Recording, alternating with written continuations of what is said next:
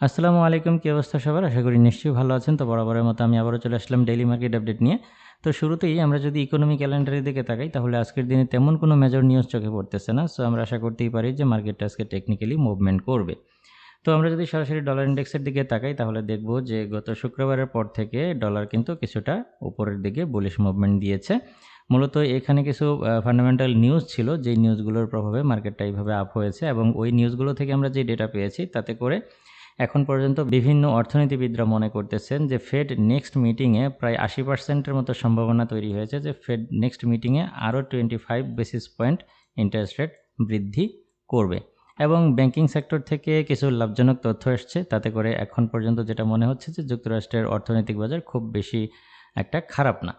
তো এই হচ্ছে ব্যাপার, ফান্ডামেন্টাল যে তথ্যগুলো ছিল।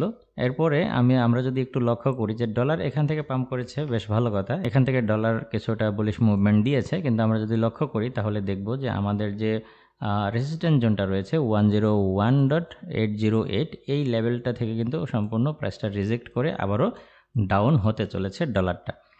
এখন বর্তমানে যে অর্থনৈতিক অবস্থা তাতে করে ডলার যে খুব বেশি একটা পাম্প করে উপরের দিকে উঠে যাবে সেটা কিন্তু না। ডলার কিছুটা প্রাইস রিটেস্ট করলেও আবারও কিন্তু ধীরে ধীরে ডলারটা ডাউন ট্রেন্ডের দিকেই মুভ করবে বলে আমার ধারণা। সো আমরা যদি এই ব্যাপারটা টেকনিক্যাল চার্টের সাথেও মেলানোর চেষ্টা করি তাহলে দেখব যে আমাদের ডলারটা কিন্তু আমাদের এই রেজিস্ট্যান্স জোনটাকে ব্রেকআউট দিলেও উপরের এই লেভেলটা থেকে কিন্তু ঠিকই আবারও ডাউন হওয়ার চেষ্টা করতেছে। এবং এই রানিং ক্যান্ডেলটার দিকে যদি আমরা তাকাই তাহলে দেখব যে এই রানিং ক্যান্ডেলটাও কিন্তু আমাদের যে এই মেজর একটা সাপোর্ট জোন রয়েছে, বর্তমানে সাপোর্ট, অতীতে এটা রেজিস্ট্যান্স জোন ছিল যেটা 101.568 এই লেভেলটাকে ভাঙার চেষ্টা করতেছে। সো এটা যদি ভেঙে নিচের দিকে নেমে আসে তাহলে কিন্তু আমরা আবারও ইউরুএসডি এবং গোল্ড চার্টে বাই সেটআপ খুঁজতে পারি। তো এই হচ্ছে ব্যাপার। এখন আমাদের জন্য বর্তমানে খুবই গুরুত্বপূর্ণ পয়েন্ট হচ্ছে এইটা, ডলার কি এই জায়গাটাকে রেসপেক্ট করে নাকি এখান থেকে আবারও পাম্প করে, এই ব্যাপারটাই আমাদেরকে বুঝতে হবে।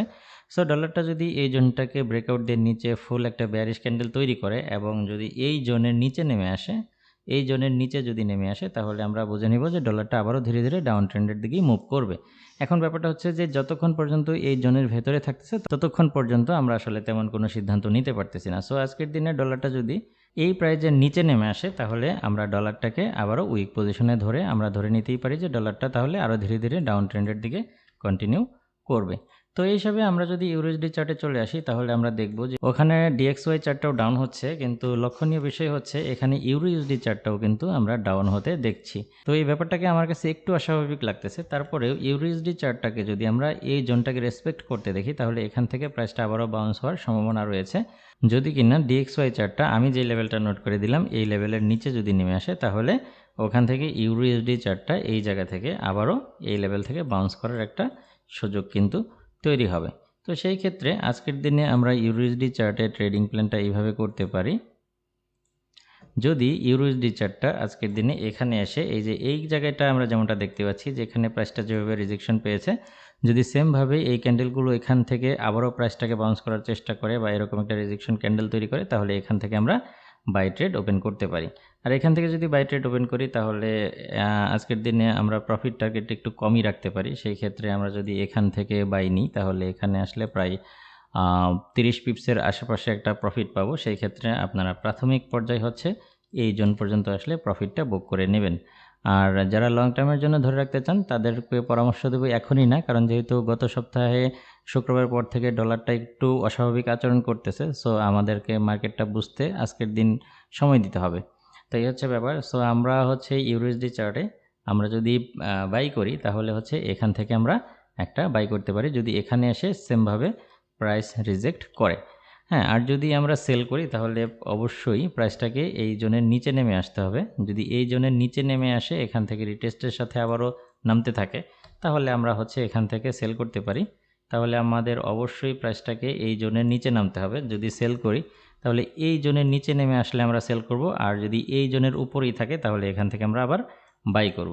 এই হচ্ছে ব্যাপার। এবং প্রাইসটা যদি উঠতে উঠতে আবারও একদম উপরের দিকেই উঠে আসে তাহলে আমরা একদম পিক পয়েন্টে যদি মার্কেটটাকে পেয়ে যাই তাহলে আমরা এখান থেকেও একটা সেল করতে পারি। ওকে, যদি অনেক বেশি পাম্প করে তাহলে এখান থেকে আমরা সেল করব।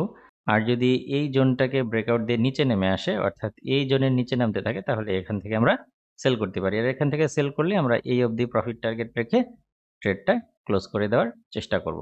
এরপরে যদি আমরা গোল্ড চার্টে চলে আসি, তাহলে গোল্ড চার্ট এই মুহূর্তে যে জায়গায় অবস্থান করতেছে এটা নিঃসন্দেহে একটা নো ট্রেডিং জোন এরিয়া। এখান থেকে আমরা বাই এবং সেল কোনো প্রকার সিদ্ধান্ত নিতে পারি না। হয় গোল্ড চার্টটাকে উপরের দিকে উঠে আসতে হবে, নয়তোবা আরও কিছু ডাউন হতে হবে। সো আজকের দিনে গোল্ড চার্টে আমরা হচ্ছে যদি এই জোনে পেয়ে যাই এবং এখান থেকে যদি প্রাইসটা রিজেকশন পাই, তাহলে আমরা এখান থেকে একটা বাই ট্রেড নিতে পারি। আর এখান থেকে যদি বাই ট্রেড নিই, তাহলে এই পর্যন্ত প্রফিট টার্গেট রেখে আমরা ট্রেডটাকে ক্লোজ করে দেওয়ার চেষ্টা করব। আর যদি গোল্ড চার্টটা সরাসরি এখানে না এসে যদি উপরে উঠে যায় এবং উপরে ওঠার পর এখান থেকে যদি রিজেকশন ক্যান্ডেল তৈরি করে, তাহলে এখান থেকে আমরা আবার সেল নিতে পারি। তাহলে আজকের দিনে গোল্ড চার্টকে যদি আমরা এই লেভেলে পেয়ে যাই, এখান থেকে যদি আমরা দেখি যে এই লেভেলটাকে রেসপেক্ট করতেছে, তাহলে এখান থেকে একটা সেল নিব এবং এই জোনে পেয়ে গেলে এখান থেকে একটা বাই নিতে পারি। আর একইভাবে যদি এখান থেকে আমরা বাই নিই, তাহলে স্টপ লস দিব এই সুইং পয়েন্টের নিচে এবং এখান থেকে যদি সেল নেই, তাহলে স্টপ লস দিব এই সুইং পয়েন্টের উপরে। সেই ক্ষেত্রে আমরা স্টপ লস লেভেলগুলোকেও নোট করে দেওয়ার চেষ্টা করি। এখান থেকে সেল নিলে স্টপ লস হতে পারে এখানে এবং এখান থেকে বাই নিলে স্টপ লস হতে পারে এখানে। আশা করি বুঝতে পেরেছেন। তো আমাদেরকে আসলে ডলার ইনডেক্স চার্টটা, DXY চার্টটা আমাদেরকে নজর রাখতে হবে যে এখানে এসে কি ধরনের রিঅ্যাক্ট করে। এখান থেকে কি প্রাইস আবারও ডাউন হয়?